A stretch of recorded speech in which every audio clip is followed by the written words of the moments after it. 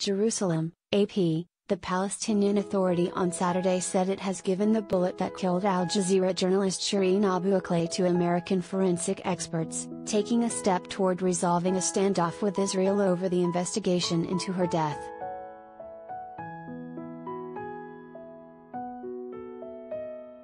The announcement came just over a week before President Joe Biden is to visit Israel and the occupied West Bank for meetings with Israeli and Palestinian leaders. It signaled that both sides may be working to find a solution to the deadlock.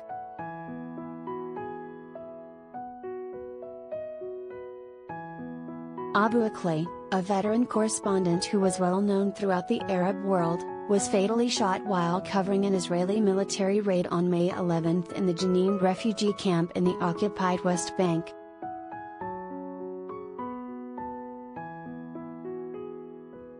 The Palestinians, along with Abu Akleh's colleagues who were with her at the time, say she was killed by Israeli fire.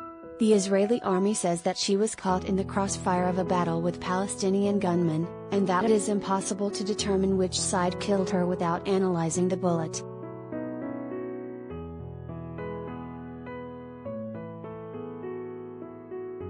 Israel says it has identified the rifle that may have shot her, but that it cannot draw any conclusions unless it is compared to the bullet. The Palestinians have refused to turn over the bullet, saying they don't trust Israel. Rights groups say Israel has a poor record investigating shootings of Palestinians by its troops, with probes languishing for months or years before they are quietly closed.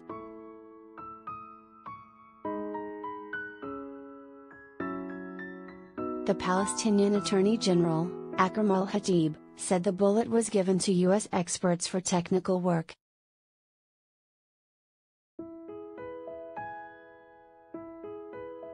He reiterated the Palestinian refusal to share the bullet with the Israelis but said the Palestinians welcome the participation of any international bodies to help us confirm the truth.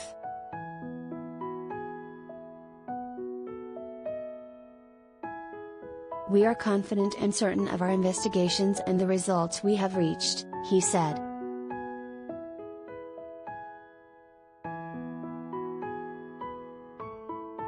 It was not immediately clear what the American experts could discover without also studying the Israeli weapon. It also was not clear whether Israel would turn over the rifle to the Americans.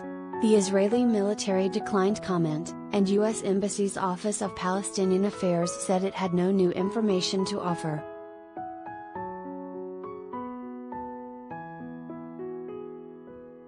A Palestinian official, speaking on condition of anonymity because he was discussing a diplomatic matter, said the issue was raised in a phone call between Palestinian President Mahmoud Abbas and Secretary of State Antony Blinken and that both sides hope to resolve the issue before Biden's arrival on July 13.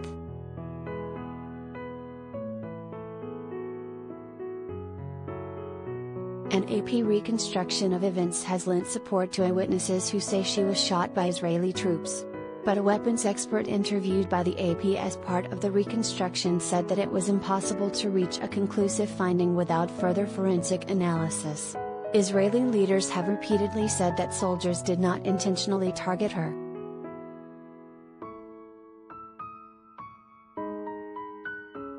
Abu Akleh, who was 51, was a widely known and respected on-air correspondent who rose to fame 2 decades ago during the Second Palestinian Intifada, or uprising, against Israeli rule.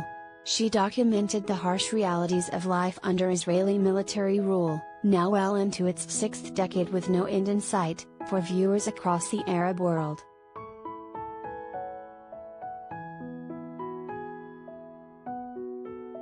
Israeli police drew widespread criticism from around the world when they beat mourners and pallbearers at her funeral in Jerusalem on May 14.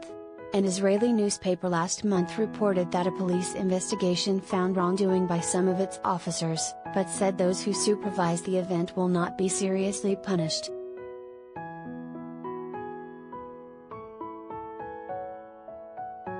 Jenin has long been a bastion of Palestinian militants, and several recent attacks inside Israel have been carried out by young men from in and around the town. Israel frequently carries out military raids in Jenin, which it says are aimed at arresting militants and preventing more attacks.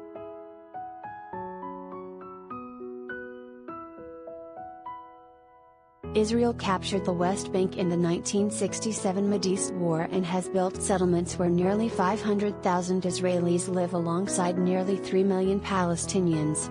The Palestinians want the territory to form the main part of a future state. Peace talks broke down more than a decade ago, and with Israel now in a new election campaign, they are unlikely to resume anytime soon. The caretaker Prime Minister, Yair Lapid, supports a two-state solution with the Palestinians, but right-wing parties that oppose Palestinian statehood appear positioned to dominate the election.